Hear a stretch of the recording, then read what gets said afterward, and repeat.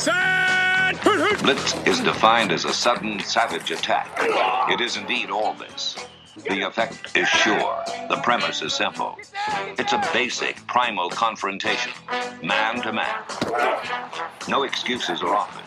None accepted. Welcome to the latest edition of Longhorn Blitz with horns247.com. Looks like a radio station. Now, here are your hosts, lifetime Longhorn Rod Babers, Pure athlete, yeah. I transcend race, hombre. Matt Butler, I don't talk, man. I back it up. And we are chock full of that, man. Damn right. and Jeff Howe. It's still real to me, damn it. And that's the bottom line, because Stone Cold said so. If you're gonna blitz, come strong, but don't come at all. Coming strong with our last off-season edition of 2019 of the Longhorn Blitz podcast. This is Longhorn Blitz with Horns 24/7. I am Jeff Howe. Not going to waste any time. Camp starts this week, so let's get right into it, talking some Texas Longhorns football. He is the master of the soundboard, the drop machine extraordinaire, Matt Butler. Matt, how are you, sir? Doing pretty well. How about yourself? I'm wonderful. And the third member of our team, a Renaissance man, not just here on Longhorn Blitz, but on 104.9 The Horn, where you hear him on the broadcast each and every weekday from 1 to 3. Lifetime Longhorn, 2002 UT All-American, 2002 semifinalist for the Jim Thorpe Award, fourth-round draft choice of the New York Giants back in 2003, spent his NFL career with the Giants, Lions, Bears, Bucks, Broncos, and here with the Hamilton Tiger Cats of the CFL. When he was done with football, got himself back to Austin, Texas in the 40 acres, where he earned his degree. Whenever that T-ring gets back in his possession, he will wear it proudly. Nevertheless, he is a card-carrying member of DBU, and when you get that All-American honor, you're a black card member. Number 21 in your program, number 1 in your hearts, Mr. Rod Babers. Thanks for the intro, brother. Rod, I want to start this week's show with you here in just a sec, but first, some housekeeping items, house cleaning items. I want to remind everybody, thank you guys so much for downloading this show. However you get it, Apple Podcasts, Google Play, Stitcher, however you're getting this show, our numbers are great right now. The support for the show is growing. The Blitz is growing, so we thank you guys so much. Don't forget to like us, leave us a review, all that fun stuff. That's how we keep this show going. The folks at corporate love to know what the feedback is, so thank you guys so much for that. And as has been the case on the Blitz for a few weeks now, the momentum on the recruiting trail for Texas keeps rolling along. Mike Roach and I will chop it up in the last portion of the podcast this week. Some good stuff. We're talking Bijan Robinson. We're talking the Stars at Night Camp. All that fun stuff. So get your recruiting mix here at the end. If you want to hear the recruiting, go ahead, and this is the portion of the podcast where you fast forward. But if you want to talk some Longhorn football, we've got that for you right now. So, Rod, I said I want to start with you, and I want to start with you because this. You guys at the Horn yourself, Bucky Godbolt, Aaron Hogan, Craig Wade, Chad Hastings, Kevin Dunn, Trey Elling, minus Brad Kellner, part of the award-winning midday show that's yet to win any awards. You guys had your roundtable. You're doing the Horn Top 20. You guys do this every year. You take one team a day leading up to the start of the season. I've got a pretty good guess who 1 and 2 are going to be. After that, everything is in flux. Everybody knows. And I know E. Hogan said it's going to be kind of a compilation, but everybody kind of submitted their ballots. Not only Bucky Godbolt, Rod, but you had Texas at number 5. Yeah. In your official Rod Babers preseason poll. So there's a number of different ways, Rod, as we talked about, you can attack a preseason poll, right? You can say who are the best teams, who are going to be the best teams at the start of the year, who's going to finish in these positions. Yeah, you can go anyway. So, Rod, you had Texas at 5. I had them at 5. What is your justification for having Texas that high? I think my justification was I have them beating LSU. So, and I'm not the only one. I think Kirk Herbstreit came out last week and said, he thinks Texas is going to be his dark horse to make it to the college football playoff, which means he's got him beating LSU. If I got him beating LSU, and we know they can beat Oklahoma, especially an Oklahoma team that now doesn't have the services of a Kyler Murray or a Baker Mayfield. Now, you're going to get the best of Jalen Hurts, but I don't know if the best of Jalen Hurts is going to be in the rarefied air that Kyler Murray and Baker Mayfield were. But it's going to be still pretty damn good. Right. It's Lincoln Riley. And I know their defense is going to be improved. We just don't know how much it's going to be improved with Alex Grinch. But I think Texas has a really good chance to beat OU this year, mostly because OU their offense has to. I envision it has to take some kind of step back, and I don't know if you want to call it a step. Maybe they just lean back a little bit. You know what I mean? Because it's Lincoln Riley, and I don't want to disrespect him. But if I got him beating Oklahoma and beating LSU, and I think that they're not going to go undefeated. I don't have them undefeated. I think they'll.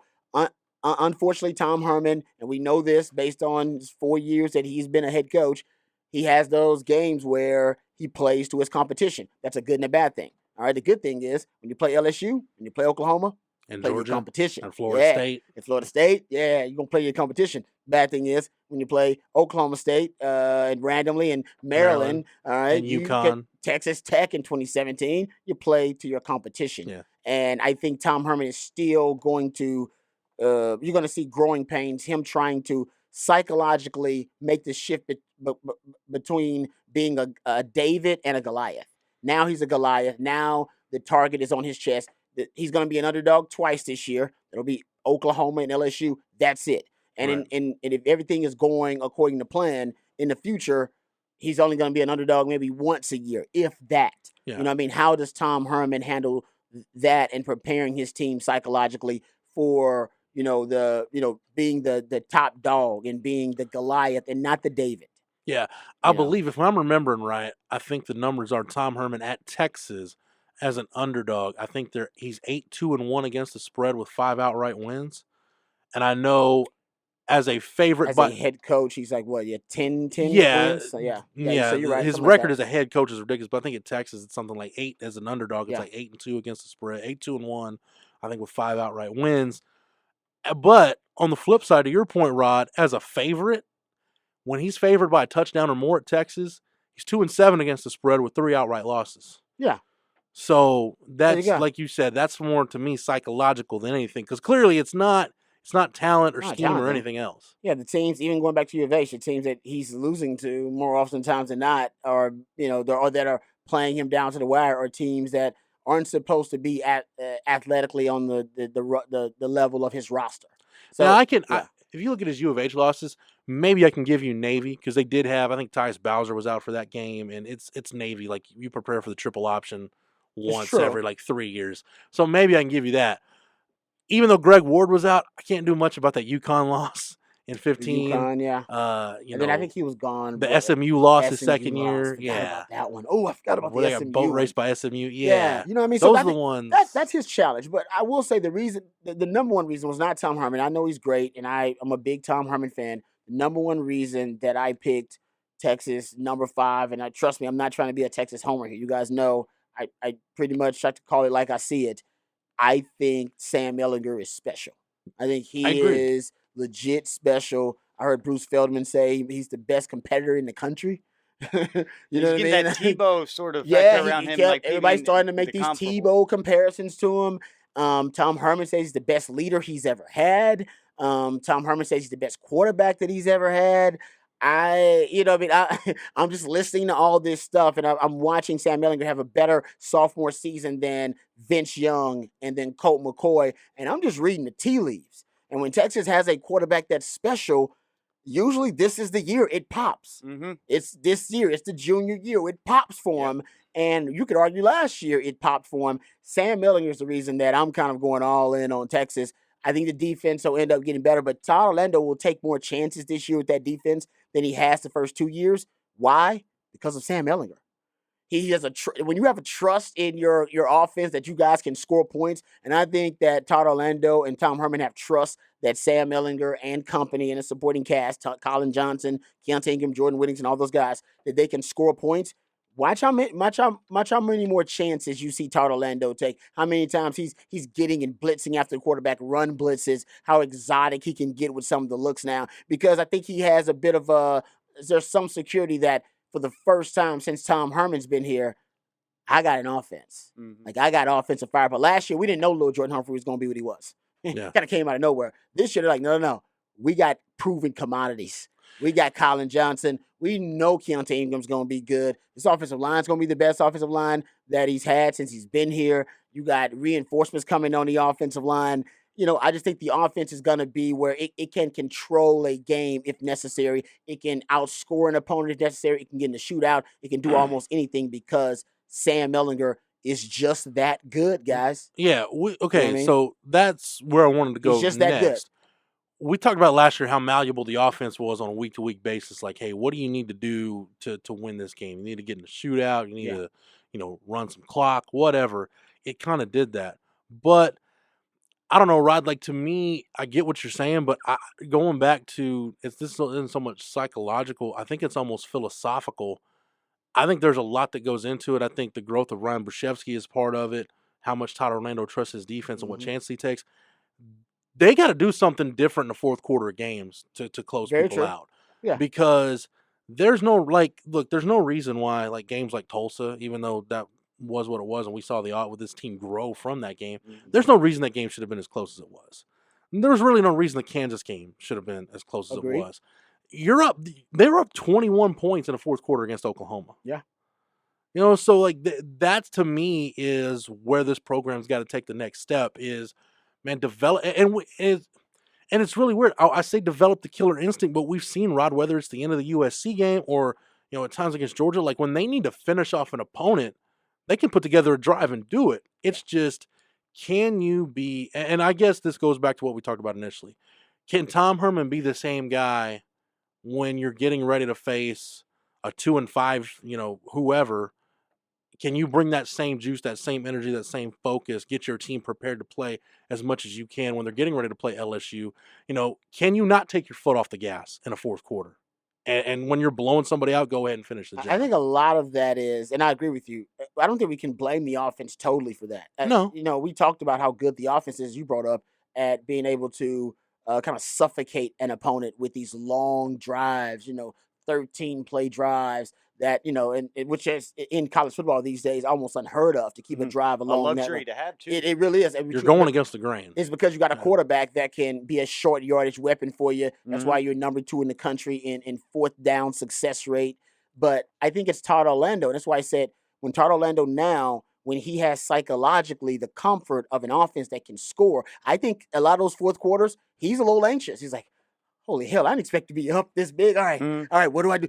All right, let me play a little bit safe here. Todd Orlando's not a safe guy. Right. He's aggressive. He plays defense the way you're supposed to play offense. And I think now with the luxury of a Sam Ehlinger and a proven commodities on offense, I think he'll go, and we know the talent shows you a higher upside on defense potentially, but they don't have a lot of experience. We know that. We've gone over that several times. Probably the most inexperienced defense that we've seen at Texas in the last 30 years.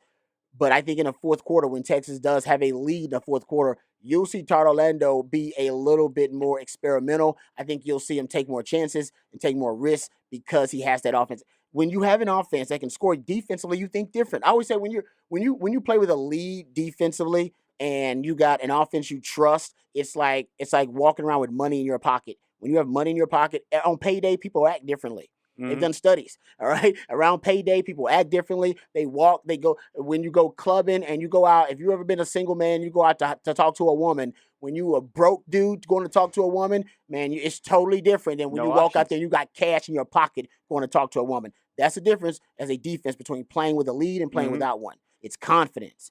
And I think sometimes this defense, I think they were shaking a little bit. I think Todd Orlando's confidence was shaking last year. Yeah. Well, and I think we saw that. Sort of where the team was last year, too, because we talked about last year was the year we were hoping to see exponential growth from game 1 through 12, because it was admitted that this was a young team, inexperienced, and even this year's defense is going to be one. So you knew the room for growth was there. You've seen other teams do that type of transformation when you're in year 2, 3, when you got a new coach, and it's the young players that are the more talented ones, yet lack experience and may make a few mistakes and growing pains. But the difference from the Tulsa game to Georgia was immense. And now along the way, like you said, you had a Kansas game, but think back to 2004 with Texas before the 2005 season when Vince was in his sophomore year. Yep. A Kansas game, you almost lose that one up there. It's a 4th and 17. Oklahoma State's No, all the there's- time, yeah. you have all those. So like, even though you don't want to have a team like Tulsa be there with Texas in the second half, to think that Texas isn't going to have one of those games over 12 is almost just irrational. Agreed. That's coming from your fan base. So especially when they're young. Now, if you don't have one of those games, that's sort of how 05 happened, and you just are better than everybody and can go out there and dominate. And that's where you're hoping Texas has went from the point, like all the way from Sam mimicking what Vince did after that 04 year. And we talk about the junior year of these quarterbacks, and then we see the group and the cohesion, the young players, like the young core that's going to be, I mean, even the secondaries are so similar to where you have that room to continue what was the exponential growth. You didn't get to beat Oklahoma to get into the playoff for the Big 12 championship game, but you were really close, and you weren't expected to be there. And considering where you were at certain points early in the season against like Maryland or Tulsa, to see that vast improvement, I think is only going to give this team like that's so far in the rearview mirror that I don't even think it's on their conscience. Maybe in the fans' conscience or something, those few games that maybe were the ugly marks last year, but the players are just confident in it. No, the players know, because Colin Johnson talked about it at Big 12 Media Days. He said, when you look at the best teams in the country, that's a step this program needs to take. They blow people out. Like when you look at Alabama and Clemson and Georgia, like they blow people out. Yeah, I agree. Well, but I think the frustrating part, Matt, is when you're up by 21 in the fourth quarter against Oklahoma. And that's on the defense. And I think life will be easier on the defense, number one, because the air raid influence is dissolving here in the Big 12. You don't have Dana Hoganson, you don't have Cliff Kingsbury. Those teams haunted. They really did. They really did. They haunted Todd Orlando. And number two, I do think Todd Orlando has earned my trust. And trust me, I don't give defensive coordinators my trust, wholeheartedly. With that Alamo Bowl 2 years ago in 2017, the 2017 season. The Texas Bowl. Texas Bowl, excuse me. Alamo Bowl. Texas Bowl. Yeah, they're all the same. But they're still. The Texas Bowl, where you don't have Houghton Hill, you don't have Deshaun Elliott, you don't have Malik Jefferson, and yet you hold, they're a top 10 offense at the time? I think they were averaging over 50 a game and something like you know what I mean? 550. And you pretty much shut them down with a cast of characters that didn't include arguably your three best players on defense. You know what I mean? And to me, that showed a lot. In 2018, we saw something similar. Well, 2019, technically, when in the Sugar Bowl, where nobody expected him to throw out 9 to 10 defensive linemen and beat them really beat them over the head. Georgia with defensive line depth. Yeah, man, I don't know. I trust Todd Orlando. I do. And we've watched a lot of defensive coordinators, and I don't know if I trusted Manny Diaz this much early on. And you know that because I brought it up on this show before about Manny Diaz at the time. And the same thing with Vance Bedford's defense at the time. I've said it numerous times still, and I brought up Todd Orlando's struggles last year. I trust him because I can see the blueprint. I know where he's going. I know the adjustments. And I can tell you, I can almost predict what he's going to do this year, too. Yeah, here's the other thing, though, Rod, and you hit on it a little bit. You talked about the Sugar Bowl. What gives me confidence in Todd Orlando, and we haven't really hit on this, and I think probably Texas fans understand this, but I keep hearing, like, at Big 12 Media Days, I was hearing guys ask about, the defense struggled last year. Yeah, in terms of numbers, it was a drop-off. They were but really good. What I looked at, everybody's going to struggle. You're going to struggle against Texas Tech some weeks, right? You're going to give up yards. You're going to struggle against Dana Holgorsen. Like in this league, when you're facing those kind of offenses, there's going to be a game or two where, man, it just ain't your week. That's the way it is. But when you look at the adjustments he made, Rod, and how good he was, how good a game he called in that Iowa State game, and you talk about getting comfortable, understanding your personnel. Go back and look at how many different things they did in that Kansas game. And granted, it's Kansas, so maybe you can experiment a little bit. Yeah. But we saw Anthony Cook playing the dime. We saw Joseph Osai inside a little bit. Like he's doing so many different things. I like that. And then I actually, I'll be honest, like Chip Brown and I got almost in an argument in the press box because Chip didn't like the game plan against Oklahoma. And he's like, why aren't they bringing pressure on Kyler Murray? And I told Chip flat out, I'm like, probably because he's thinking about the game in October where Kyler Murray went 67 yards and obliterated every angle against a really fast defense. Yeah. And at the end of that game, it was Oklahoma's worst rushing game of the year. I think he only had like 137 yards. Force him out of the pocket and play to his strength, and he's going to run. We talk about with Oklahoma, like pick your poison. Like it's like getting bit by a rattlesnake. You want to get bit in the face or the crotch? Which one do I have a better chance to survive it? All right, I'll go with that. I don't like crotch. So give me the face. And then the game plan. Against Georgia was freaking brilliant. I think, Rod, this isn't to me like. Clearly, at the end of 2012, with Manny Diaz, when they had a few good outings, a lot of that was fool's gold. I think this, to me, really says Todd Orlando turned a corner, and I think he really learned something about calling defense in this league and kind of developing, like you talked about, just that different psychological edge. Like, yeah, you've got to be aggressive. You've got to stick with it for 4 quarters because the minute you take your foot off the gas or you get outside of your comfort zone, these play callers, and I say that because he talked a lot about in his press conference at coaching school, the combination of play callers, quarterbacks, and skill talent in this league are just too damn good. Yeah. On a whole level. I agree with everything you said except for one thing. Manny Diaz, it wasn't fool's gold. He didn't adjust. And that's what now we're complimenting Todd Orlando on. Is just continue to grow and evolve. The system for even the 2017 year, right? We comes up with that lightning package and that dirty dime after observing what John Heacock and Iowa State are doing. And you guys talked about that at Horns 24/7. Yeah, that was brilliant. It was like, you know what? Now I'm willing to grow. I gotta change. We get something. We gotta do something out of necessity. We got this many great DBs. We have injuries in the secondary to PJ Locke. This is what I'm going to implement, and it was brilliant. And we saw the same thing this year. Even, I remember when tackling became an epidemic. I sound like Mac Brown. It's a problem in America, Rod. Well, it was. But last year, remember, at one point last year, last 6 games of the season, the Longhorn defense missed, I think, an average of 17 tackles per game. And toward the end, they got much better toward the end, but I mean, most of that was because of Oklahoma State and West Virginia, and they were Texas. Yeah, where they missed, a ton of tackles in those games. And what happened was, I remember Todd Orlando, and we talked about it on the show, coming and saying, "No, we're tackling in practice. Like we're going full pads in practices as much as we can because we're going to rectify the tackling issue." And some people were worried, was it going to wear down guys, or you're going to have injuries as a result? He's like, that doesn't matter. We're going to die anyway. We're going to die a slow death if we can't tackle on the field. So honestly, if the guys can't tackle and they're going to get hurt, let's just have it happen in practice, and then we'll deal with that situation later. But I have to fix the tackling issue. Tackle. I got to be able to tackle the number one. No matter if you have healthy guys not tackling. The fundamental practice of defense is to tackle guys. And he didn't fix the tackling problem, but against Georgia, tackling wasn't an issue. Right. Against one of the teams that actually was one of the top, I want to say the backfields, was one of the top backfields in the country in terms of forcing missed tackles. Mm-hmm. And yet against that group, I think they had, I want to say I counted like 3 or 4 missed tackles. It's the number one run game in the SEC. You know what I mean? So the issues that come up, he fixes those. I do dual threat quarterbacks haunt him, but Nick Saban struggles with dual threat quarterbacks. Everybody does. They're a cheat code. Mm-hmm. And the air raid offense seems to dumbfound him a little bit. But the truth is, everybody still struggles with the air raid a little bit. Even Gary Patterson, instead of being able to defend the air raid, he was consumed by it. Yeah. He gave into it and was like, you know what, we're going to become the air raid offense. Screw it. So I don't know if anybody's really conquered the air raid. It took over a damn conference, and now look at the NFL. The NFL's just starting to figure out, man, these air raid quarterbacks are pretty damn good. Yes. So who are the most exciting quarterbacks in the NFL?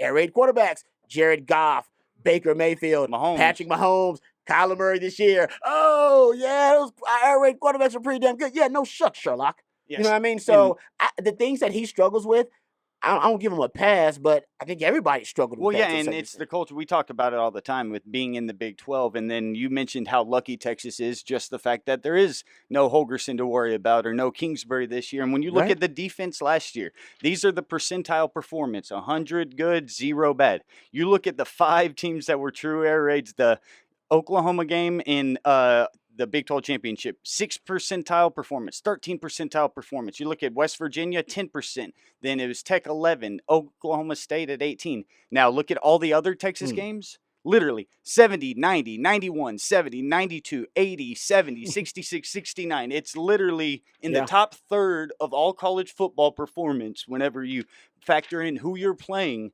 It's literally couldn't be more cut dry in Texas. What was the Iowa State grade, man? Iowa State was 91. Yeah, it's crazy. Yeah, that's one of the best. Iowa State 91, K-State 92, KU was 90, then all the others are between 60 and 80. But still, when you combine that and look at Texas just not having to deal with a Baker or Kyler Murray from Oklahoma, that's 2 games. Then 2 of those coaches are gone. The only one left's Gundy. You have Gundy and then whatever Lincoln Riley's bringing left. So that's only going to be 2 games where you had 5 last year that could have been it because you played Oklahoma twice. And Gundy's not really in the air raid club per se. We've seen him. He's not, but he adopted a lot of the offense. He is. He's basically, he's a third cousin of the air raid. They're direct descendants of it, like Lincoln Riley and like Cliff Kingsbury. And Sonny Cumbie, those guys, but he's a third cousin because he loved Dana Holgerson, and he's been in the Big 12 for so long, Big 12 through the air raid generation, that he's already picked up a lot of it. You know what I mean? But I agree with you. He's not direct. It's not like one of those I guess even though, you almost have to say he who shall not be named, Art Briles would be like a third cousin. Like the veer and shoot was his deal. And now It was, but he's a direct descendant because he worked with at He Texas. He did. was on that staff.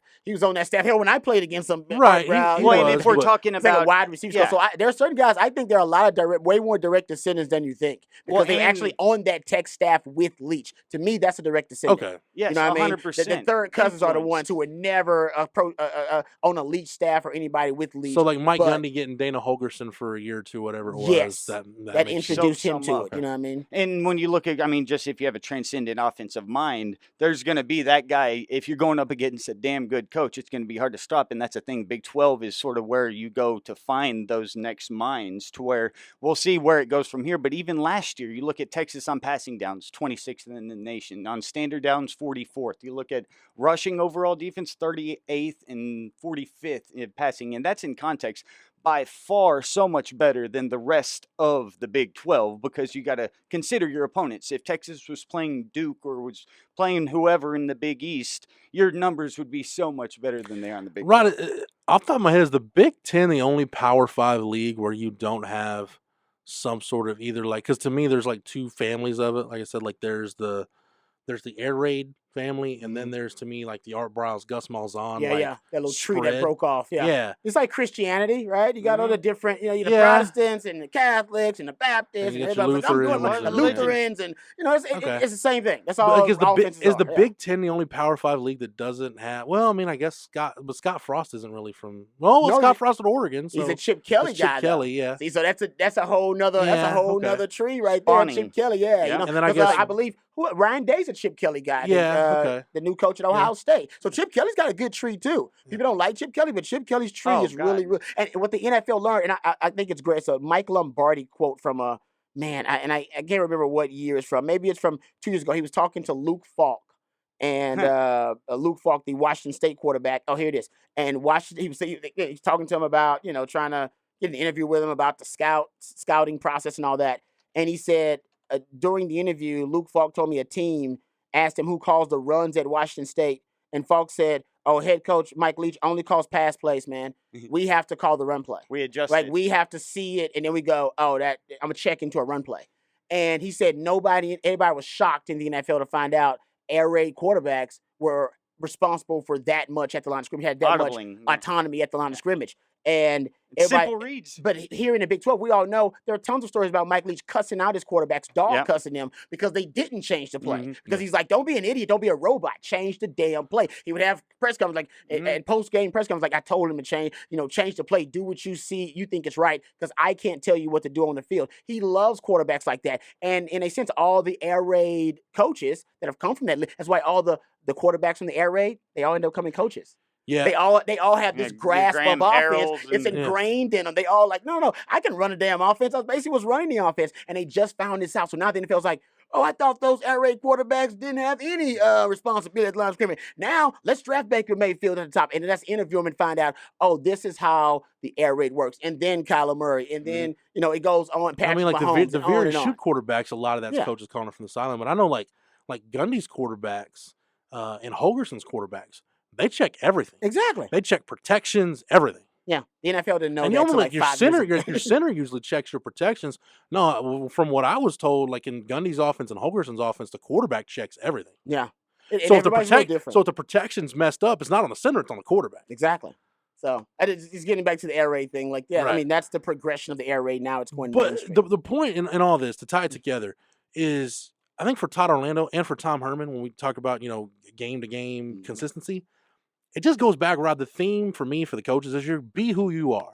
Like when Tom Herman's gotten himself in trouble, whether it was the Maryland game last year or the Texas Tech game the year before, like we heard about, we're going to change it up in practice. Maybe we'll go one less padded practice. No, man. And I think that to you, Good that's point. your point about Todd Orlando. Well, what about this? We'll worry about that later. Yeah. We're going to be who we are. Physical. We're going to hit in practice. Yeah. We're going to have our Bloody Tuesday practices. Great point. We're going to do all that. And if in the end, if you lose, and you can do that for Tom Herman and Todd Orlando, you should be able to do that at Texas, given the way they're recruiting right now, because your depth is going to be way better than it ever was going to be at Houston. Yeah, and that Just exactly. because of the caliber of recruits you have. Yeah, no question. So at some point, if you just be who you are and you keep along this path, that someone's like, Oh, we lost a left guard. Great. The backup's just as good as he is. I totally Roll agree in with there. you because even in 2017, one thing we were really impressed with this team, even though they lost some of those, those big games against, USC and on the big stage against Oklahoma, we all said on this show, I think Texas was the more physical team. Mhm. Yeah. They lost the game, but just watching, it's like I think Texas was pushing USC around. They were. And Yep. and Bam Bam Sam was a big part of it. So I agree with you. You got to be who you are, and I think Tom Herman's going to struggle with that with Sam too. To Matt's point, that game you get in where it's close and you didn't know it was going to be close. That's when you're going to unleash Bam Bam Sam. Yep. We talked about it last year. Bam Bam Sam's biggest games in terms of rush attempts were in the biggest games of the season. Both of the Oklahomas, USC, and Georgia. I think he had 20 plus rushes attempts in that game. So that's the key. You don't want to put him in any type of danger or at a risk, but that is the identity of your team. Yeah. He forges it. It's Bam Bam. It's a quarterback that will run over your freaking outside linebacker. That's what makes us unique. That's why a Big 12 team, as you pointed out, can win the Big 12 if we need to, but also we can go play Georgia and Bama and Clemson and hold our own because of the physicality aspect. You can't lose that. That's That's how why- Belichick was. He's malleable. He can Yeah. play every style and adapt to it and bring out something new in the Super Bowl that you never seen. Very few college Exactly. teams can be multifaceted and be like, oh, well, we can play in the Big 12. But when we go to take on an SEC team, we can be as tough, strong, and as big as you. And not many teams can do that. In hindsight, like the one Big 12 team I really wish would have gotten in the playoff would have been that 2014 TCU team because Gary Patterson had that kind of Yeah, team. he did where have that. You had an offense that could match scores with anybody in the country, but it's Gary Patterson, and that was one of his best defenses. Flexible, versatile defense. Yeah, that's a great point. I agree with you on that one. Like that was one of those teams Yeah. that like sometimes we see teams and you see them in person like, man, they're not as good as I thought, or they're probably would be. I came away watching that TCU team thinking they're a hell of a lot better than I thought they were. Extremely balanced. Yeah, I remember that team. And man, if they don't have had a dual threat quarterback. if they don't have Yeah. a meltdown in the fourth quarter in Waco that year, was they're nuts. in the playoff. Yeah, the Air Raid took them down, man. I mean, that's what the Air Raid's been eating. We've been eating each other alive in the Big 12 for years. I think now it'll be interesting to see because that's why I think that Tom Herman wants David Beatty so bad too. Remember, David Beatty, he's like a second cousin of the Air Raid. You know what I mean? Yeah. You look at teams that utilized 4 wide receivers last year. I think Texas Tech was number 2 in the country, and I think top 5. Kansas was top 5 too. Texas doesn't utilize a lot of 10 personnel for wide receivers, but they can, and especially if they have guys like Jake Smith and Jordan Whittington. Imagine those 2 guys in your slot, and then you're outside and you got Keontae Ingram in the backfield.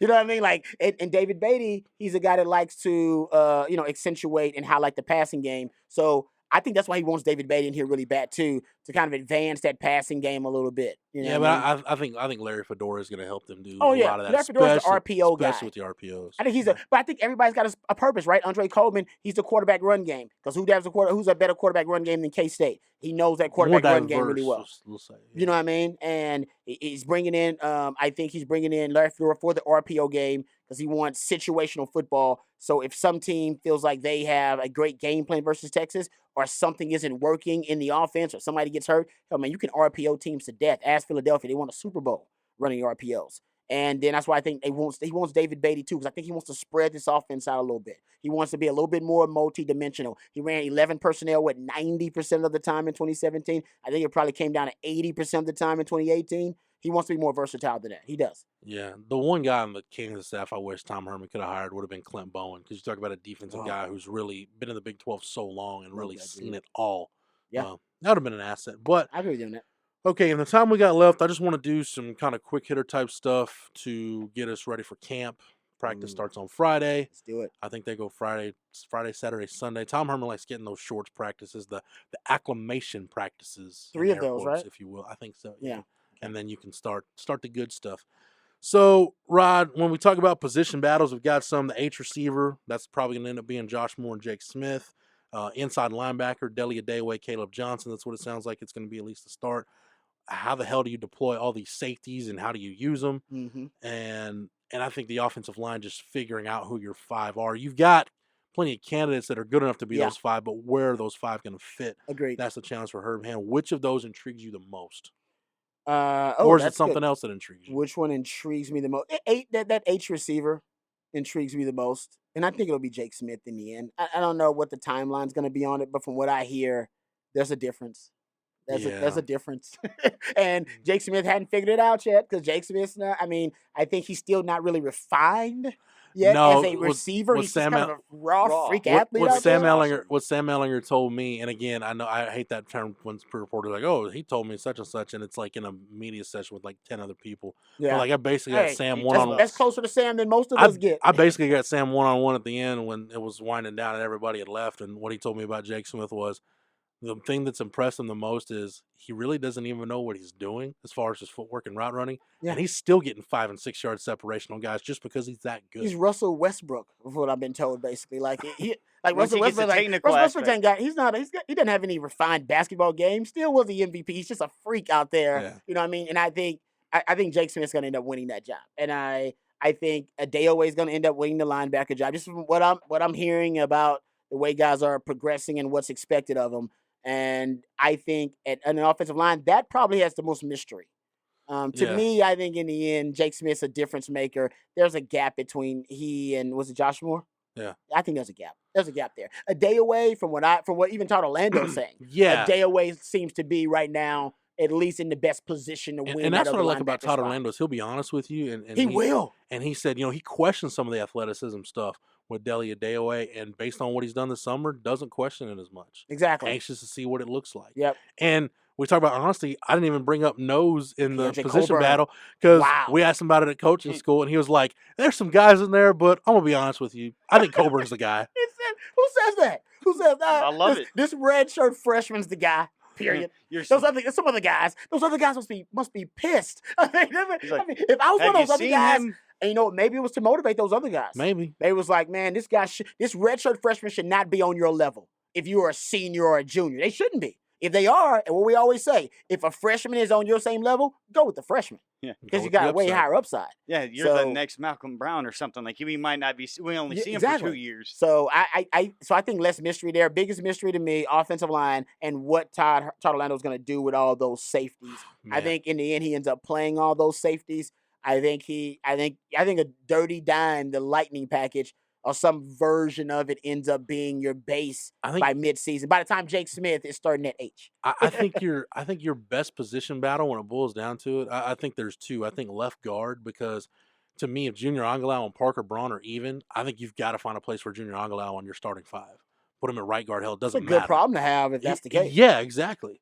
But I think Joker. I think that battle between DeMarvion Overshown and Chris Brown, that could end up being maybe the best position battle in camp. And also, what a great luxury to have. Yeah. Because if that DeMarvion Overshown is pushing Chris Brown, which Todd Orlando already admitted, this guy is. I need to find a place on the field for him because he looks that good during the spring. Then that means you may have two starting caliber guys there, and once again, a luxury, an embarrassment of riches at safety. It's first world problems. I keep trying to find reasons to not be so optimistic about this team.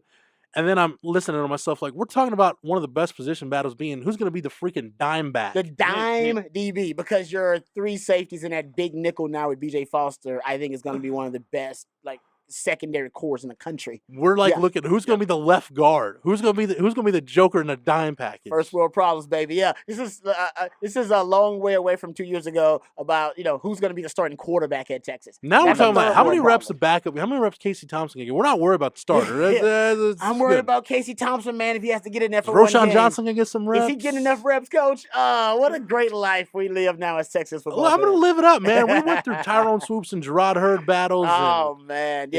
How many touches is Jordan Whittington going to get per game? I'm really stressed out about this. It's a lot different. When they go to South Bend, can they keep it within 10? Right. Can they keep it within the 2 touchdowns? Yeah. So no, you're right about. I totally agree with that. But I think the offensive line though. You talk about one thing that could be the biggest difference maker for this Texas football team. You get an offensive line that could be, and they ain't got to be the best offensive line in the country or even in the Big 12, but better than they've been since Tom Herman's been here. And then you now have game breakers in the backfield with Keontae Ingram and Jordan Whittington added 15, 20 pounds of armor. So each of those guys can give you 10 to 15 carries or whatever you need, takes the load off of Sam Ehlinger, and then he becomes the secret weapon. Yeah. So it's a Sam Ehlinger show. It's like, don't make me unleash Bam Bam Sam on y'all in the red zone, 3rd and 1, 4th and 1. You know what I mean? And Or he then becomes unpredictable when that he's or going it to becomes run. unpredictable. We might just use him on first down. Yeah. Like, then it becomes to the point where I think he's even more effective in situational football than he is I don't now. want anybody to misconstrue what I'm about to say, but stylistically, it becomes a lot like the 2005 offense when, all right, you guys are tired of chasing Jamal Charles and Ramon Taylor around for 3 quarters. This is still a game in the 4th quarter. All right, 10, go. Go ahead. Take it and go. They already we already beat them up a little bit. All right. We stretched them out. Now they're worried about hitting the corners with Jamal Charles and Ramon Taylor. Now VY, just go out there and light them up. Yeah. No, Just you're take right. the ball and go. And I agree with that. But that's And I guarantee you, like, if you get in a close game with LSU in the 4th quarter, that's when Tom Herman says, you know what? All right, it's time to load up Bam Bam Sam. Oh, it won't even be in the 4th quarter. It'll be in the 1st quarter. Well, yeah. You'll unleash Bam Bam Sam early on. Yeah, no, that's what I'm saying. Yeah, those big games, you'll see. Well, VY led Texas in rushing and in passing in 05, just like Colt did in 08. I don't see that for Bam Bam Sam this year. I think if that happens, then maybe something's gone wrong with the offense. Maybe there's an injury, knock on wood, or something. I think Keontae Ingram is the guy they want this to lead this team in rushing. But you know the 3-500 stat, right? Last time Texas had at least 3 different rushers run for 500 yards was 2005. I think that's where you want to be. That's the sweet spot. You know what I mean? There have been 20 college football playoff teams in the CFB era. 11 of them have had at least 3 different rushers rush for 500 yards. So in the last 2 years, I want to say 7. It's 7 of 7 teams maybe in the last 2 years that have been able to do it, have 3 different teams rush for 500 yards. And Texas was 18 yards away from having that last year. Were they really? Yeah, you're right. They were pretty Watson close. at 786, Ingram at like 708, I think, and then Ehlinger at 482. Yeah. So you were really close to having that last year. No, But again, like we talk about, you know, a game of inches, and I hate that cliche, but like if Sam's knee doesn't touch, then we're talking about your different red zone numbers, different rushing numbers. Like you win that West Virginia game if you punch it in right there. 11 win to I'm with you, brother. No, you're right. It change everything. But that's how close I think Texas is. But Sam's got to take another step. And, you know, it's asking a lot for him to take another step considering what we've seen so far. Yeah, exactly. Because, I mean, you look at just the I mean, you brought up that USC game earlier, and that was sort of when Texas fans were sold on him. But then it's so early in his career, you really haven't. That was, if you think back, that's his, 3rd game of his career that you come into, and you sort of are birthed into this situation that, say, a guy like Colt or Vince didn't have, to where he had these games where he struggled or the team lost and they weren't that good, and he was able to be put into situations at a very young age that most quarterbacks, like say Vince and Colt, never had to have those type of situations unleashed to them that young. So now he's almost seen everything. So if it's late in a game, you know that, well, at least he is experienced enough in these competitive games. I didn't breathe in and enjoy the Sam Ehlinger USC and K-State games as much as I should have, because all I was thinking about was Tyrone Swoops against Oklahoma in 2014 and Gerard Hurt against Cal the following year, and then Shane Buechele against Notre Dame to open the 2016 season, and how things kind of went from there. So I didn't enjoy that as much as I probably should have. the start of Sam Ehlinger's career. And I took a couple quick notes just looking on those same offenses where Texas had the horrible, defensive performances, the lower percentiles. And Oklahoma ended up being the number 1 offense. So Oklahoma State number 7, West Virginia number 9, and Tech 23. And if you look like OU that's average, in terms of S&P Plus, right? Yes, overall rankings. And if you look at OU overall, they averaged 570 yards per game against everybody else. Well, and this is counting Texas holding them under their average both times at 498 and 532. So Texas held them in 2 games to 515 yards. That means that Oklahoma's at about 580, 590 against everybody else. So still, in context, holding them well below their season averages are pretty good performance. To correct my stat before we get out of here, in the last 2 years, there have been 13 Power 5 teams have at least 3 different players rush for at least 500 yards. 7 of those Power 5 teams played in the college football playoff. That's pretty good.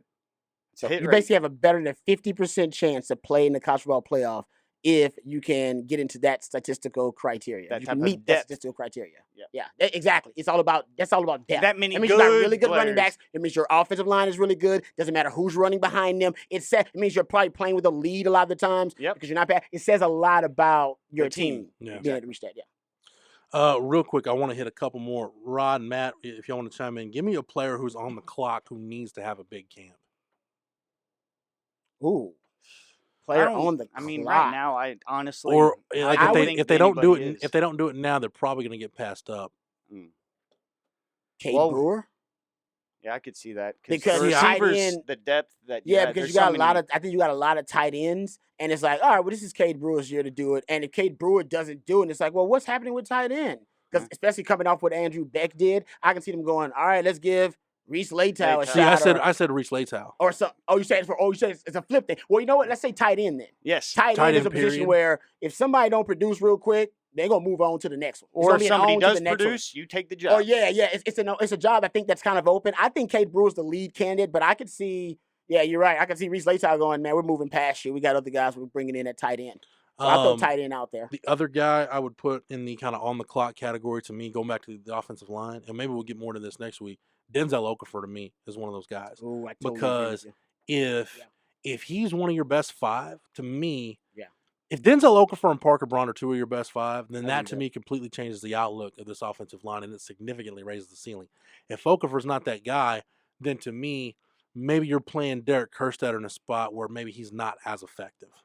I agree with that. You know, so basically, Braun and Okafor, I think, are really going to tell the tale for Herman. Okay, now what do I do with Kerstetter? Okay, here's what I got. Boom, put him at right guard. Or if it's Braun and Angelau, okay, and put him at right tackle. Or if Braun, Angelau, and Okafor are all three of your best five, all right, now Kerstetter is your sixth man.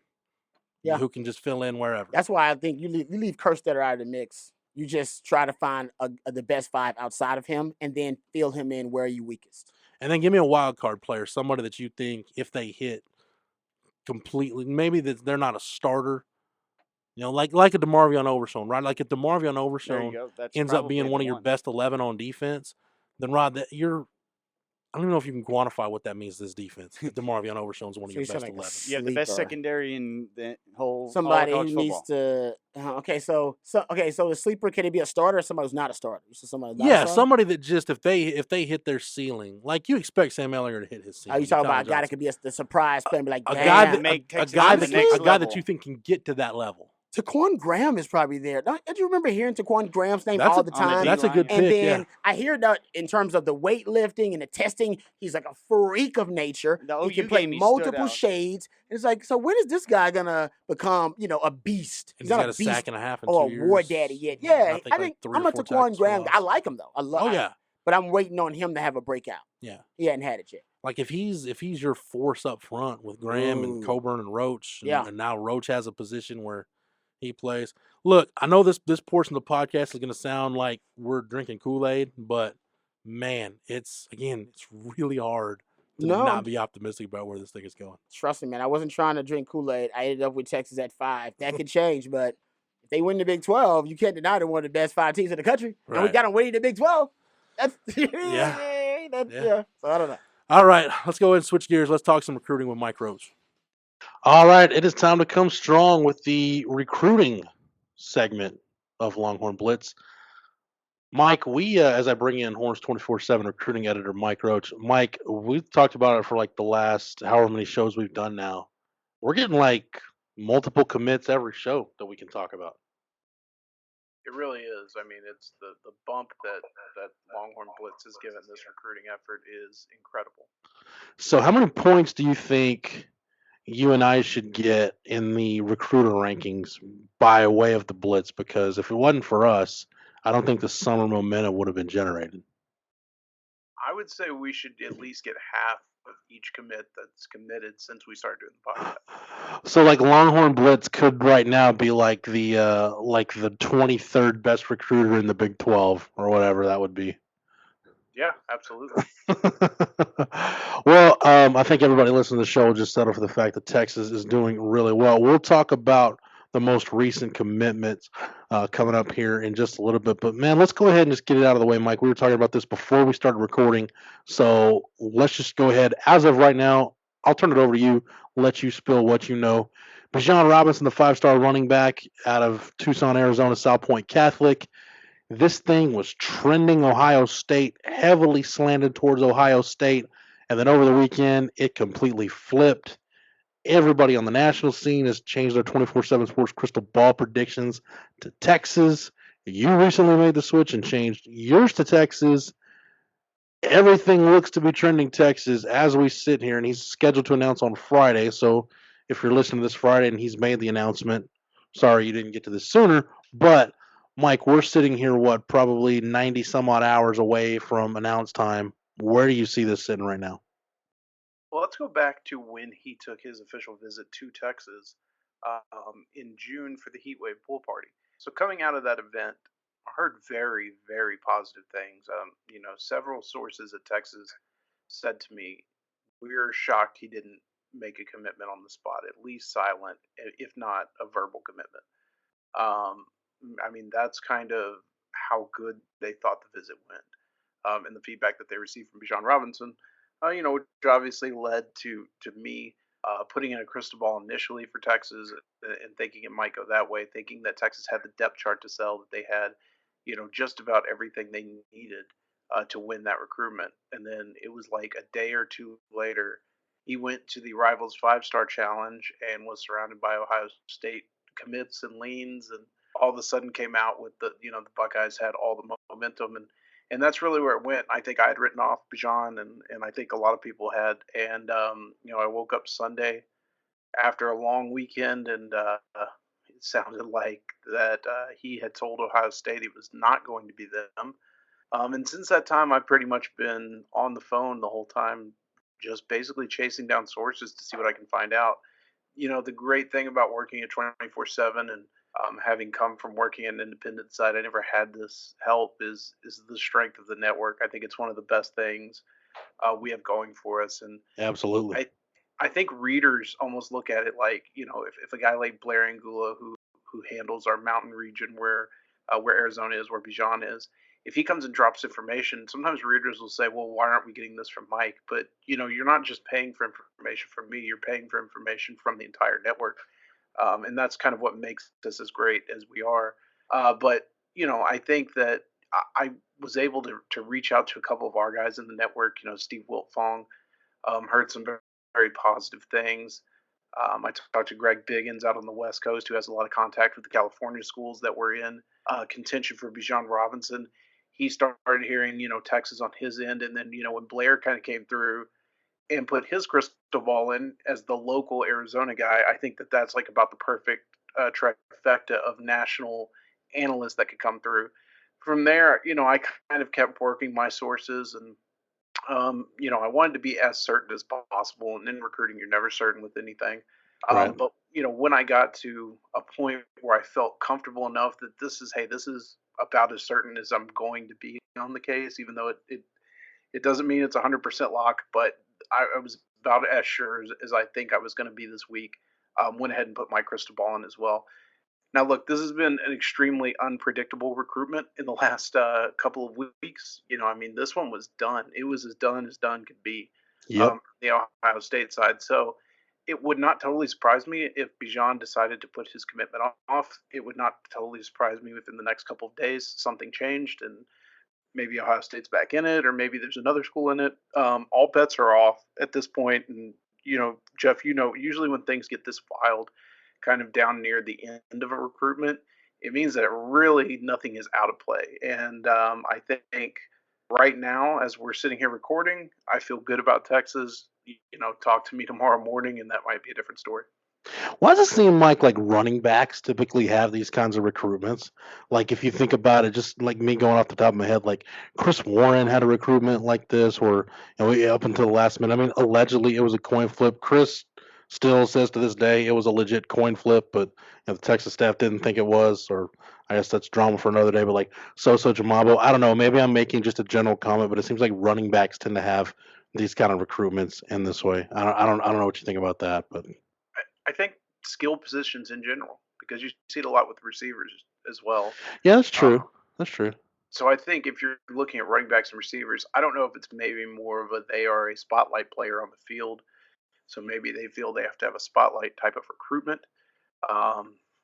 And it's certainly not all of them. I mean, Keontae Ingram had one of the easiest recruitments I've ever seen. He was literally didn't talk much, took his visits, committed to Texas, never really wavered from that point. So, I mean, it's definitely not the story with everybody, but yeah, you're right. I mean, and it seems like this year more than anything, none of these recruitments have been easy. They've all kind of, had their moments at the end where we're like kind of white knuckling a little bit, going, okay, is what we're hearing right now going to hold on? Because we're always in the information business, we're victims of whatever our information is at the time, so, regardless of the way this turns out. And, there were people on the board who kept saying, why haven't you put a crystal ball in yet? Why haven't you put one in yet? And, my thing is I always like to work it from my end. I love getting the input from the other guys in the network. It helps me support what I'm hearing. But at the end of the day, I'm accountable for my work, and I'm the one who answers for crystal balls gone wrong on our site. So,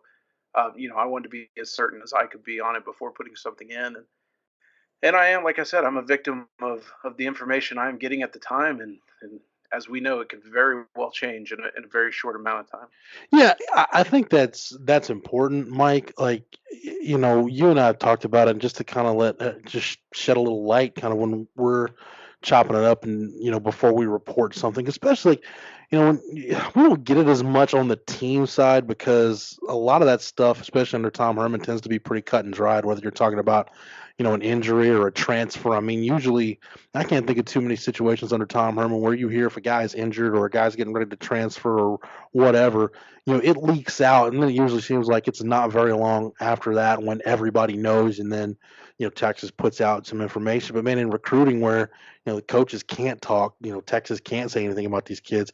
Like you said, it's when you get down to the very end, you really have to be careful about what you're hearing. And I'm not throwing any other outlets under the bus, but I think for some markets there's a need to kind of pacify the fan base. But I say all that to say this, Mike. I tell you all the time, man, if you don't have anything to report, don't report anything. Yeah, I mean, and that's the biggest thing is I don't try to have reports just to have a report on something. Sometimes I think it's reasonable to check in and say, hey guys, I've done some checking. There's nothing really new. Just wanted to let y'all know. That's where things kind of stand in an update like that. But I think this business has kind of turned into a lot of people making non-updates because they feel like they have to keep generating content, and they're really not saying anything new. Yeah. And I think in the end that gets old to a reader. So, for me, I try to stay with the facts, try to stay with what's logical, and just try to trust those things, and understand the fact that I'm dealing with a teenager, and understanding the way I was as a teenager. Just try to do my best based off that. Yeah, I mean, just thinking about it, when you talking about the need to turn non-updates into updates, and not that I was doing that, but like I'll give you an example. Like when I was at Inside Texas, the first kind of really wire-to-wire cycle that I covered was 2010. Well, by the time we got to summer, it was like Jordan Hicks and Jackson Jeffcoat, maybe DeMarco Cobbs. There's literally like 3 or 4 guys that you're trying to like, okay, well, how do I put a new spin on this week? So from that standpoint, the Texas market, it's gotten a lot easier because things are a lot more fluid throughout the cycle, and we've seen this staff do a really good job of managing the cycles. But yeah, it's just when you talk about the flow of information, it's just really, really weird sometimes, and sometimes there really is nothing. And we, like you said, we've been checking sources in the network, all the sources that we have. So let's take it from this standpoint, Mike. Let's rank it kind of as we sit here again, 90 some odd hours, 80 some odd hours ahead of said decision time. If that decision time frame holds, will we be pretty confident right now saying that the number one thing Bijan Robinson is most likely to do would be commit to Texas? Yeah, I would say if he holds firm to his date. I mean, that's the most important thing. Right. So that brings me to number 2. Is I think the second most likely thing he would probably do would be push it back. Yeah. I mean, I could see that as the only other option. I don't see us getting to. Look, I'm the most superstitious person on earth, so I know that saying this is going to mean that the opposite is going to happen. Right. But I don't see it getting to Friday and then him picking a school that's not Texas. Right. Okay. So really, the thing. So basically, we're pretty much looking at one of those 2 options as far as right now, as we sit right now. And again, things can change in the next day or two. But That's kind of where we stand right now. Is it's either Texas or he pushes it back, and I don't want to say we're back to square one, but I think, like you said, kind of all bets are off at that point. Yeah, I mean, if he pushes things back, I mean, it gives Ohio State more time to get back into it. Gives USC time to continue to work. Texas has already used their official visit. I mean, Ohio State has too, but And SC has too, haven't they? yeah, but in Arizona, it's probably a little easier to get to SC for an Yeah. unofficial. He's not going to get to Ohio State or Texas probably as easy for an unofficial, but I would say if he pushes it back, Ohio State had the lead going into this week, so I think it might be easier for them to overcome without an unofficial than it would for Texas. Hey, South Point's playing a game in El Paso in September. And I'm planning to be there. It's already on the schedule. Okay, how long from your neck of the woods in Tarrant County? What kind of a drive is that? What are you looking at drive time wise? Wouldn't know. I'm gonna take an airplane. Oh, you're a smart man. So, like, when I went to watch Zach Gentry a few cycles ago, I actually drove out to Albuquerque and then went from Albuquerque to Lubbock the next day for the Texas Tech game. That was the game where Quandre Diggs knocked Patrick Mahomes out in like the second or third drive of the game, whatever that was. So yeah, that was not a fun drive. I don't enjoy being in the car very long, and Southwest flies pretty cheap out there. So. Well, like I said, it's not just a hop, jump, and a skip away to get from Austin. And Texas is playing in Rice at NRG that weekend. But I digress. So that's kind of where we are with Bijan Robinson. Mike, anything else you want to throw in on this deal that we haven't touched? Yeah, I mean, I would just say that the nature of this thing and talking to people out west is that Bijan's kind of flipped his mind a lot as to what school he's preferring over the last couple of months. I'm always of the mind that if a kid's kind of flipping at the end, back and forth, probably shouldn't be ready to make a decision at that point. But a lot of these kids have put timelines on themselves, and I think they become they're putting that pressure on themselves, and nobody else is. I think that a lot more may need to just slow down the process. But if he commits, I would say that that's still something to watch because he still has an official visit scheduled to UCLA in the fall. Texas will have to. I mean, he's arguably the most important remaining target on the Texas board now that Vernon Broughton's off the board. And I know that was kind of a question you and I went over, I think, on radio. Maybe when you were doing radio, was who was the more important prospect. Right now, it's Bijan Robinson. Texas is going to have to do whatever they can to get him, keep him, and sign him. Yeah, I mean, because look, I think the thing that you and I have been asked the most about in this cycle, whether it's on Twitter, on the board, radio interviews, I mean, it always comes back to running back. And I mean, people can call it a throwaway quote if they want, but I talked to Stan Drayton about it at coaching school, and obviously he can't get into specifics and talk names, but I just asked him point blank. I said, do you feel by the end of this cycle, when the dust settles, you'll get the type of runner that can make this offense go? And he looked me dead in the eye, and it's one of those deals like you had to be there to see his response, but it's very matter of fact that absolutely will get a system fit back. So I mean, it's like I keep saying, Mike, they know how important this is. Like, yes, Texas doesn't have a running back commitment, but Tom Herman, Stan Drayton, Tim Beck, those guys understand how important it is to get an elite runner. And speaking of Tim Beck, if this goes the way it's trending, if he does end up picking Texas, man, Tim Beck keeps earning his stripes on the recruiting trail. When you look at what he's done, not just with how they're handling the quarterback room, but you look at what he's done in the state of Arizona, whether it's Jake Smith or Braden Liebrock, and if Bijan Robinson ends up coming, man, Tim Beck's proven to be worth his weight in gold as a recruiter right now. Yeah, absolutely. I mean, you throw in the fact that Hudson Card, which Hudson Card was probably coming to Texas regardless, but that was a pretty open and shut case for Beck. Prince Norva, he was really heavily involved in. You look at the quarterback last year, Rashawn Johnson. You look at Jalen Milroe, already committed. I mean, Beck tends to get his guys quickly, close them quickly, and they tend to be no nonsense guys after that. Yeah, that's a really important thing to say. One thing I did want to hit on, Mike, before we move on, we talked about just the nature of this recruitment with Bijan Robinson, where it's all Ohio State, and then boom, it flips at the last minute. I mean, Texas, if you want to kind of look at it as karma working in a good way, Texas was on the other end of this, with Mookie Cooper, where he was a silent commit for what seemed like forever. He commits, and then it seems like he decommits, and Texas is just completely out of it.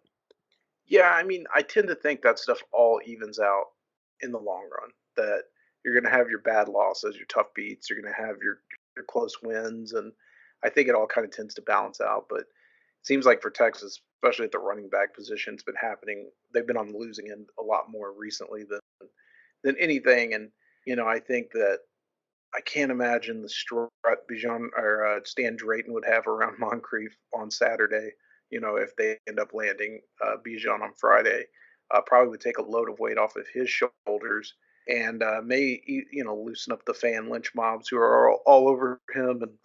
And I think that it's like anything. It's like playing a game. Like it's like playing basketball, right? Like you hit a couple shots and all of a sudden you got a little pressure off of you. You feel a little better. You start going more confidently into things. I think recruiting is the same way. And you hit this shot and it's a big one, and then you keep rolling. And the way the momentum's been going lately, I mean, July has been just an incredible month. If they can roll that on into August, I think Texas looks potentially very dangerous. They've got a couple of decisions upcoming this week. I wrote an article because late at night I'll just play around with the class calculator and plug guys into it and say, okay, well, what would the class look like if it had this in it?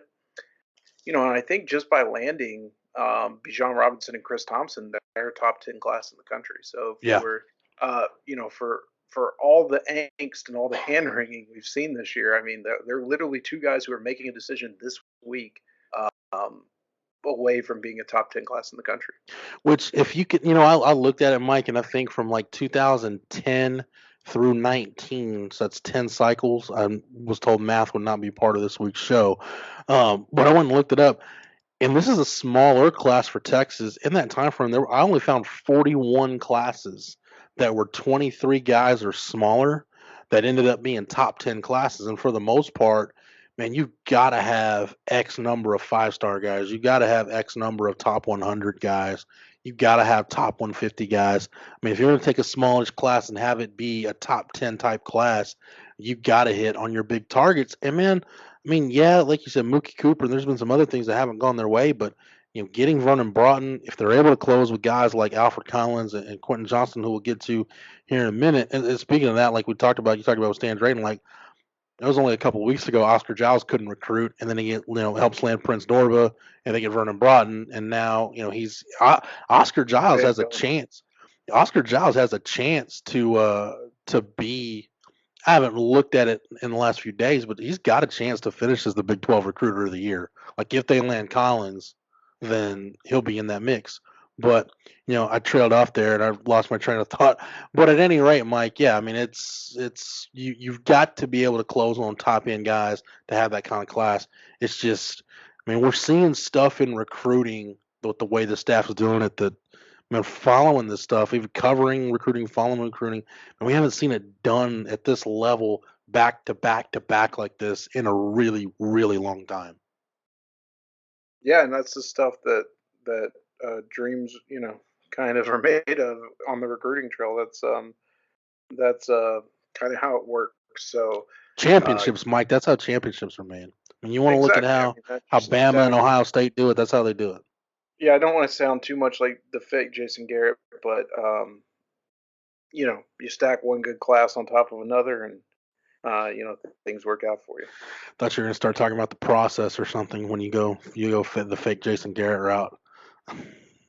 I like to go with the stack whatever on another something. One good day on top of another. Whatever melts your butter. All right, so we'll get off Bijan. Actually, one more Bijan related topic.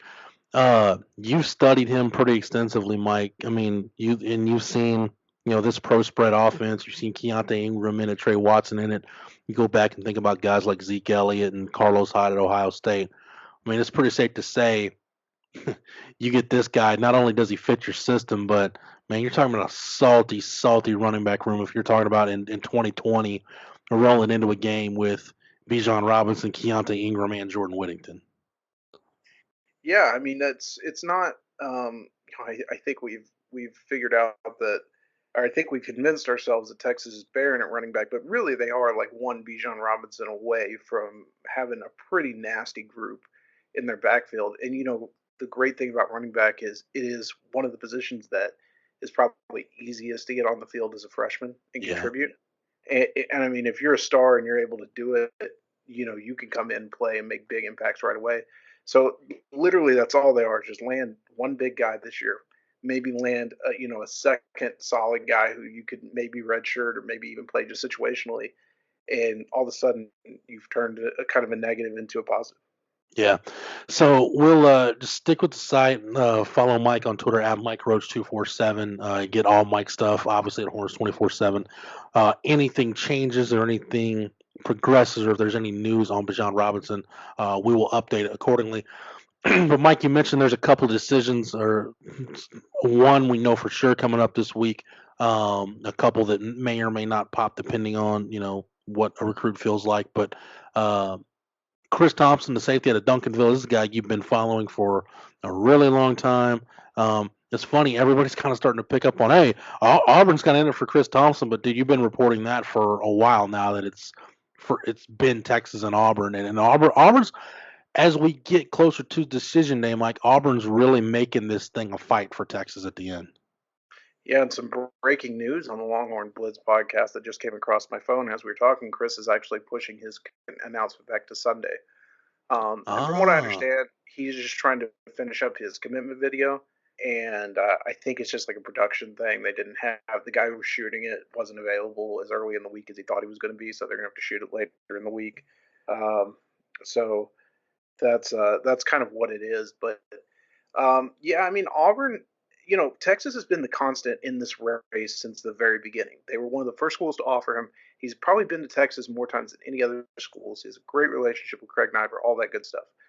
But down the stretch, Auburn has been the other constant. I think Ohio State moved in there for a little bit, and there was talk about LSU, but Auburn was always in there. And down the stretch, it sounds like Auburn is making it incredibly interesting. Talked to sources last night who said that Chris is kind of split on it. I think there are members of his family that would prefer him to be at Auburn. They were sold on the SEC angle of everything, and Texas is really getting killed on NFL development, and I think that's part of it.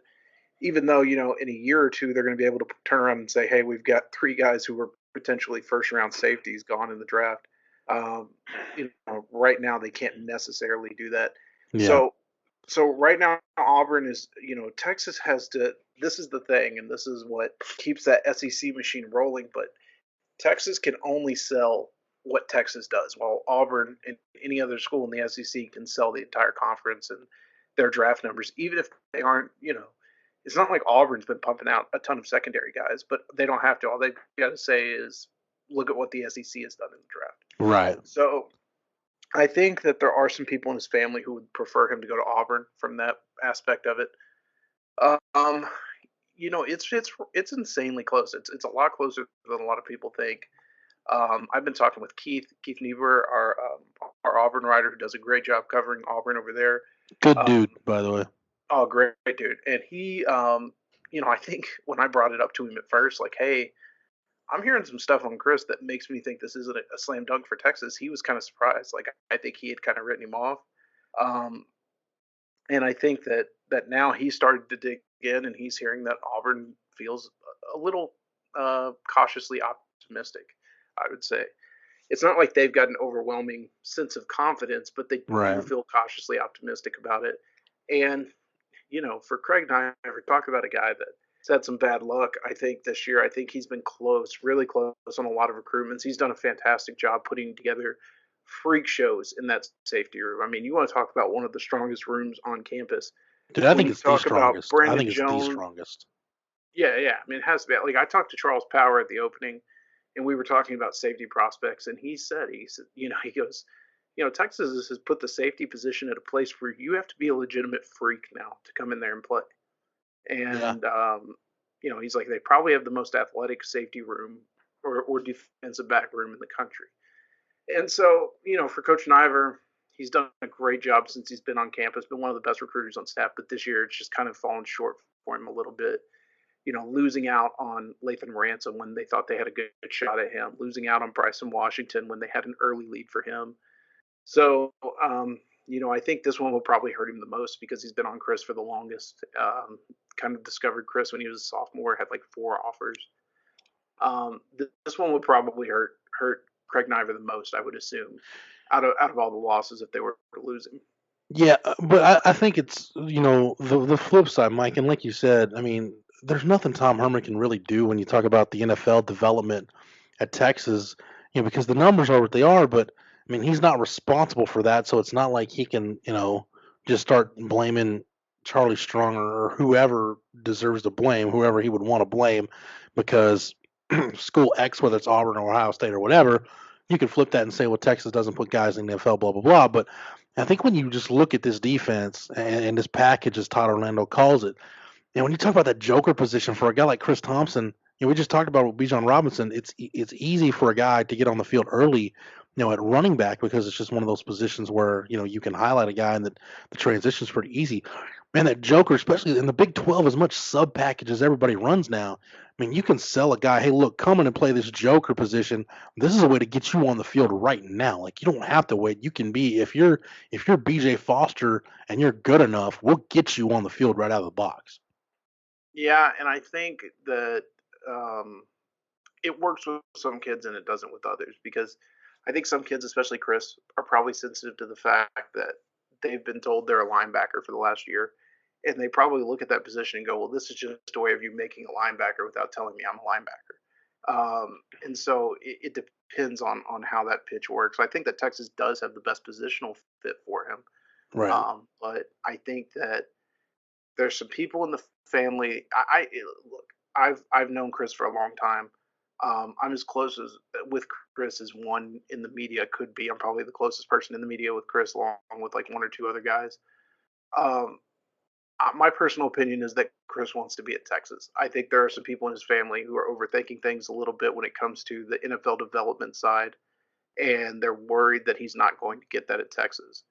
And they're pushing Auburn. And I think that it's making it very difficult on Chris, and difficult to make a decision. So I think, if you ask me right now, I think Chris wants to be at Texas. I think that would be his choice. But, down the stretch when parents or uncles and aunts and grandparents start sitting people down and talking, things can always change in that aspect. And so, we've tried to keep everybody up to date on the way this recruitment's going. At one point, it was pretty much a slam dunk. I think Auburn's done a great job this summer. A lot just kind of staying in contact with him. I think that they've made some very creative pitches to him, and I don't say that in any kind of nefarious way. I just think that they've done a really good job pitching him. And Chris's biggest thing is he wanted somebody to have a plan for him, because he knows he's kind of a unique type of player. He's a bit of a hybrid, and he doesn't want to hear linebacker. He knows he's not a straight safety. He wants somebody to have a plan for him. I think Auburn's done a good job illustrating that. I think Texas has that plan for him as well. But part of me wonders if it's something in his head of he's been to Texas so many times, he's been recruited by Texas for so long that it's like hearing something new is kind of appetizing to him. No, I get that, and we'll see. At the end of the day, how all this turns out with Chris Thompson. I guess, Mike, if you're looking for the silver lining, it's that the last 2 times, and you can correct me if I'm missing somebody, but I think the last 2 times a commitment announcement was delayed and pushed back because of a commitment video. I think the 2 I'm thinking about would be Jaquindon Jackson and Vernon Broughton. So if you're looking at it from that standpoint, if you're Texas, you got to feel good, right? Yeah, look at Jeff coming with the stats. Yeah. Love it.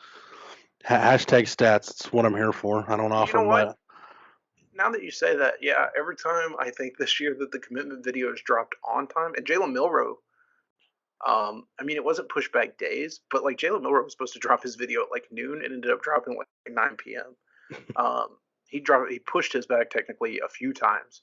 So, yeah, I guess we could mark him. Every time the commitment video is dropped on time, it has not been kind to Texas. Yeah, Prince Dorva was a little bit late too, wasn't he? Not like a day or anything, but I think it was one of those deals, or maybe it was. I don't remember. There was something with Dorva where I remember something got pushed back. Yeah. Now he actually jumped forward today. Oh, was it forward? Okay. So technically, it wasn't on time though. Right. Exactly. He was early. So yeah. So see, if you're a Texas fan, see some fan bases worry about the hat game. If you're a Texas fan, learn your commitment video stats and plan accordingly when these announcements go down. Mike, let's kind of go rapid fire here. Stars at Night. You had a great notes recap up on the site. You guys can still go over there and get that. Quentin Johnston, Alfred Collins. We got some offers to some 2021 guys. What do you think if you're a Texas fan and they say, Mike, tell me what I need to know about Stars at Night. What should I take out of that? What would you tell them? It's just another event, another chance for the staff to touch base with a number of their top targets before, the season starts, and kind of the last summer visit that they can do. I think that we'll start with Quentin Johnston. Everybody wants to know where Quentin Johnston's going. I don't think Quentin Johnston knows where Quentin Johnston is going. Yeah. He's very tough to read, doesn't give a lot away. I've mentioned that I've talked to coaches from multiple schools recruiting him, and none of them have any clue what's going on with him. It's probably when I have to answer a question from somebody, at like one of the other Big 12 schools, one of the most common ones I've got this year is, hey, do you know what's up with Quentin Johnston? So, I think with Texas, you got to look at, in a case where a kid is hard to read, I think you have to look at a lot of the factors that would lead you to believe, when you look back after he makes his decision, you can look back and say, okay, he did this, this, and this, and we should have known then. And I think with Texas, he's visited there again more than anyone. It's not the be all end all. We've talked about that, right? With a bunch of kids who haven't committed to Texas. Jared Wiley, his teammate, has been recruiting him very hard. I think he understands that Texas uses big receivers in a way that nobody else in the Big 12 is doing, and that really sticks out to him. I think he is the kind of kid who wants to stay close to home, so Austin is definitely appealing. I think that also puts TCU in the picture as well. But, as it comes down to it, he doesn't really have a timeline, although he has talked about committing before the season, but he's also talked about taking all of his officials during the season and then committing. I would say that Texas is in as good a spot as anyone, but I don't know that there is a clear leader, and I don't know that Quentin has a leader in his mind. Right. Probably doesn't impact Quentin Johnston as much, but any fallout wide receiver relations, we're talking about receivers. Johnny Wilson commits to Oregon. I know he talked about coming back to Texas for another visit.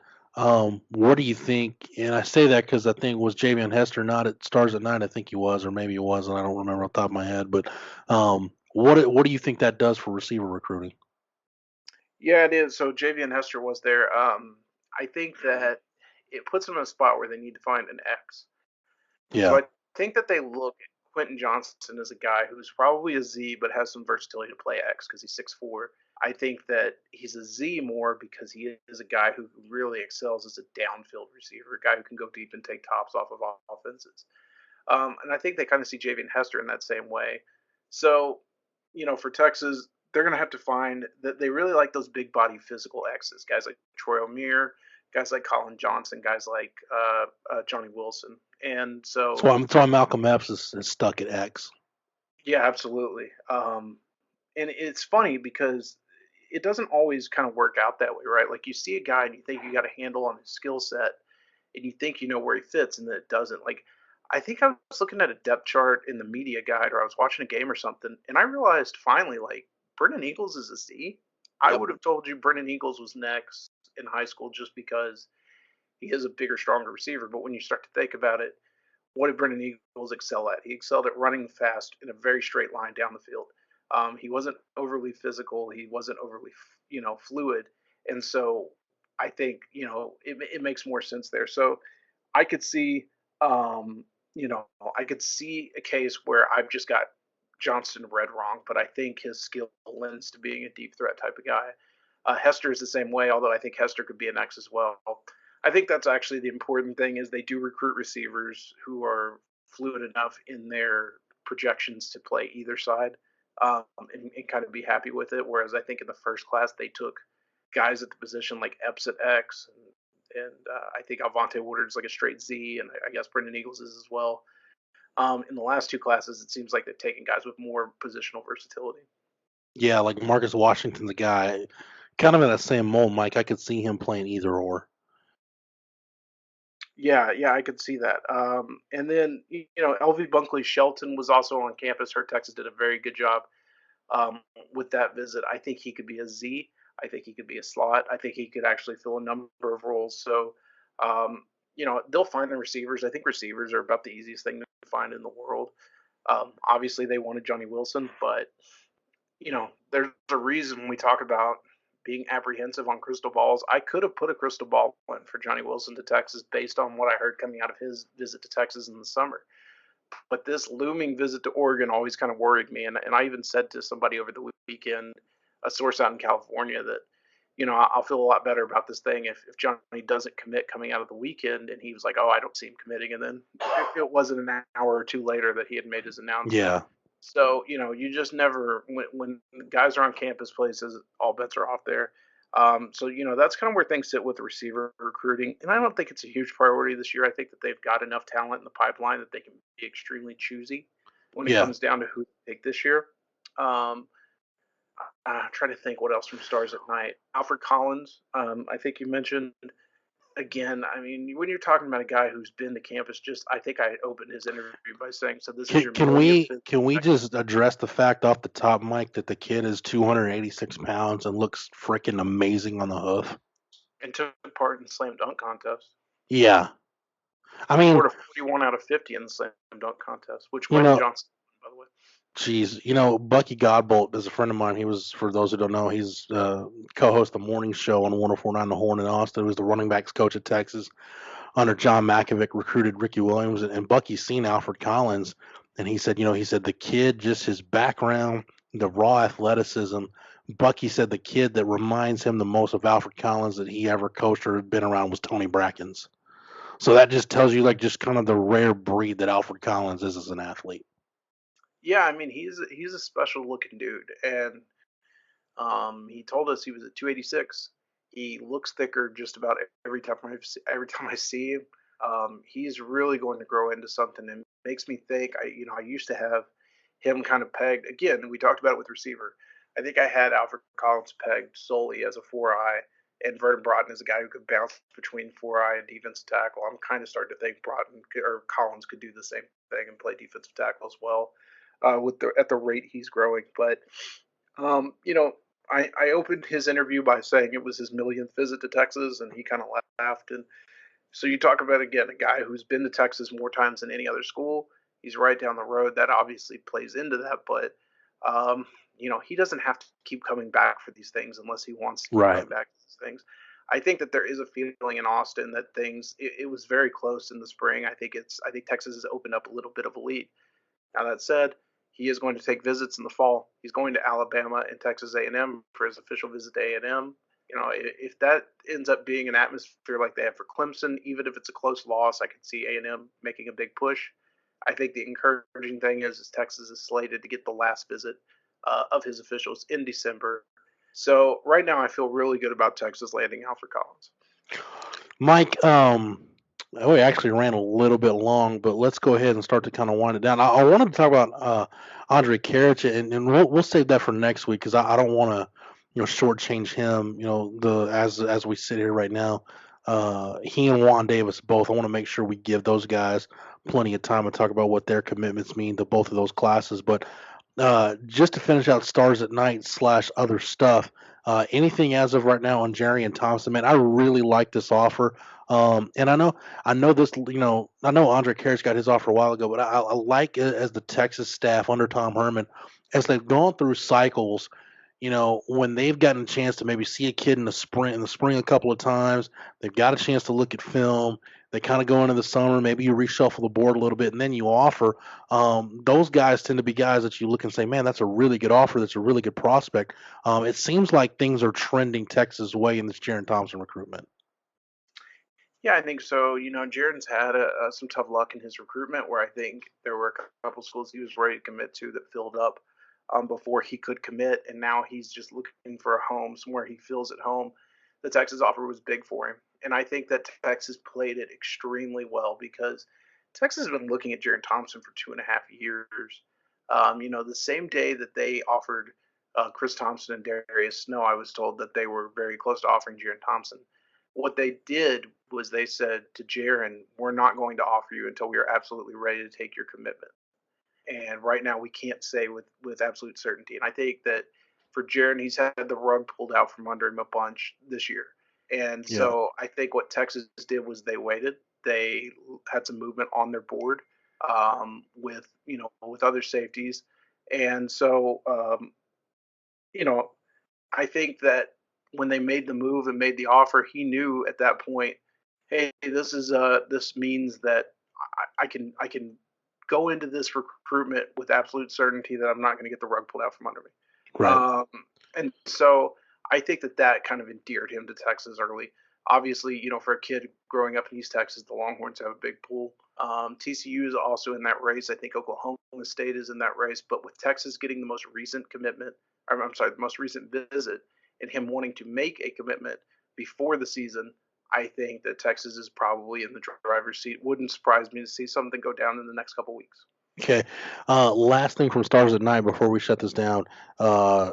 Teddy Knox, Caleb Burton, the two offers, one in 2021, one in 2022 to a couple of wide receivers. What are your early impressions on both those guys? I heard Teddy Knox had a really good camp. Teddy Knox had a very good start to his camp, and then he pulled a hamstring. Yeah. had to miss half of it, but potentially the fastest kid in the state for 2021, just a burner. I have contacts in Louisiana where he played 7-on-7 who were telling me about this kid a while ago. Now that he's in Texas, I think Texas got very interested in him. Corby Meekins and Drew Maringer are both very involved. Of course, with him being now at the Woodlands, that's right in Corby Meekins' area. And then Drew, being the other receivers coach, had been involved. And I was told that the visit went extremely well for Teddy. And so, he earned the offer. I think he'll be back. He said he wants to come back for the LSU game. I have heard that, an LSU offer would be a game changer for him, obviously, as a Louisiana kid. But I think Texas is as in it as anyone can be early on. It's just interesting to me the way that slot position is going to. I think Teddy could be a Z. I don't think he's necessarily a straight slot guy. Yeah. But it's just interesting the way receiver is going to play out in 2021 because when you look at guys like Billy Bowman or JoJo Earl or Teddy Knox, there's a number of guys in 21 that seem to be high on Texas early, and obviously they're only going to have space for a few. So interested to see where that one turns out. And then I'm sorry, you said Caleb Burton was the other one? Yeah. Yep. So Caleb, a local kid out of Del Valley, I think that's how you say it. Yeah, there you go. 2 points for you, Mike. If it's not Del Valle, I don't know. It's El Paso Del Valle. Austin is Del Valley. Okay, so the head coach's son at Del Valley, Caleb Burton, really a kid who's been, as a 2022, picking up a ton of attention this spring. And I think people kind of wondered when Texas might offer. He came to camp earlier in the summer. He came back for Stars at Night, picked up his offer then. Obviously, as a local kid, we always think, well, that's a shoo-in. As we've seen over the last couple of years, that's not necessarily the case. But I think Texas, did a good job offering early on, making an impression with him. Obviously, they're close to, the one thing that I really like about this recruitment going forward is that his dad, as a Texas high school head coach, that there's going to be a lot less potential for shenanigans. Right. And I always love those kind of recruitments because you're not dealing if you're dealing with the whole straight line recruiting movement and all those things, if you're dealing with a kid whose dad is a head coach at a high school, you're going to be probably, it's going to be a pretty straightforward recruitment. And that's what I'm really excited about with this recruitment. But he's a kid with huge potential. Will probably be one of the top players in the state for 2022. And Texas offered early as they should. All right, Mike, we'll shelve Andre Karich and Juan Davis for next week. We'll, we may drop a podcast. I don't want to tease too much. We may, if time permits, depending on how things shake out with Bijan Robinson and Chris Thompson. Maybe we'll drop something. But if not, Mike, any parting shot you want to offer on this week's show? It could potentially be a really good week, or it could potentially be just kind of a letdown week. It just depends on if these announcements come through on time. And the last couple of weeks have been very good over on the site, and commitments dropping left and right. The 2021 class is exploding. It wouldn't surprise me if they add a couple more before the season starts. But just keep it tuned in to us over at Horns 24/7. I promise that I will bring you the latest and try to keep you guys as up to date as possible with everything going on. All right. Thank you guys for sticking it out between Mike coughing and Mike's text messages going off. He's a busy man. Hopefully you guys got a good chunk of recruiting talk there. Mike, thanks, man. We'll do it again next week. All right. Thanks, Jeff. All right. Big thanks to Mike Rose for joining us. Big thanks to Travis, the best damn videographer in the podcast game, for doing his thing this week. And we will do it again next week, and we'll have some actual practice to talk about. So until then, Matt, thanks for everything. You're more than welcome. Rod B, appreciate the time and the knowledge. Anytime, brother, anytime. For Matt, for Rod, for everybody at the Austin Radio Network and the Horn, 1049, 1019 AM 1260, streaming on the Horn app and at hornfm.com, where you can get Rod on the Rodcast each and every weekday from 1 to 3. Shameless plug. You can get this podcast on Apple Podcasts, Google Play, Stitcher, anywhere you get your podcast. Don't forget to leave us a review and like us. And thanks to Matt, you can get our archives, classic shows, classic interviews, all on the Longhorn Blitz SoundCloud page. Yep, just type in Longhorn Blitz. For the Horn family, for the Horns 24/7 family, I'm Jeff Howe. Thank you so much for downloading and listening, and we will catch you again on the next episode. You've been listening to Longhorn Blitz with horns247.com. Remember, for the latest Longhorn news 24/7, visit horns247.com.